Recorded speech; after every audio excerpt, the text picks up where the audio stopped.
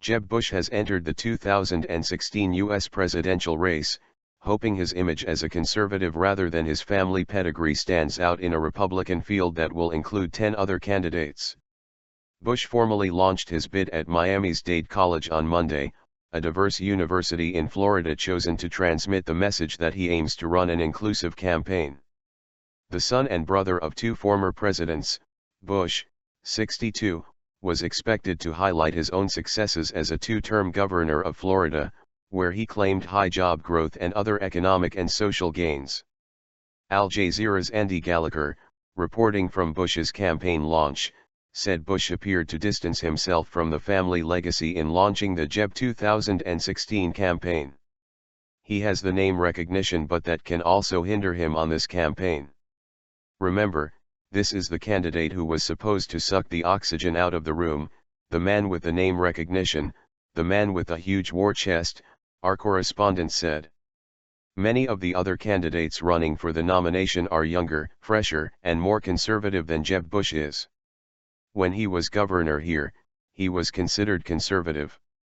But in the 13 years since he ran for office, the party has moved to the right, making him more of a moderate these days, but he says he can reach out to voters the Republicans don't normally get. Not all to plan. While Bush has been said to have been running a de facto campaign for the past 6 months, not everything has gone to plan.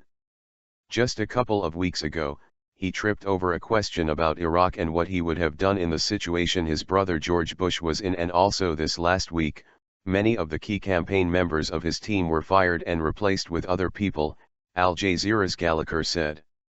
Strongly pro-business and anti-abortion, Bush has resisted party orthodoxy, making far-right voters wary of his support for immigration reform, federal education standards, and a willingness to hike taxes as part of a deficit-cutting deal. Fluent in Spanish, he insists legalizing millions of undocumented workers is the immigration debate's grown-up plan and will fuel economic growth, unlike the mass deportations advocated by some hardliners. Nationally, Bush is placed at the top of most Republican polls, but he is not the dominant figure many had expected. Hillary Clinton is the front-runner on the Democratic side, with no current close competition. While many Americans were lamenting the prospect of another Bush-Clinton presidential race and criticized the country's dynastic politics, plenty of analysts were saying that they expected that neither candidate might still be in the race in the primaries in more than a year, our correspondent said.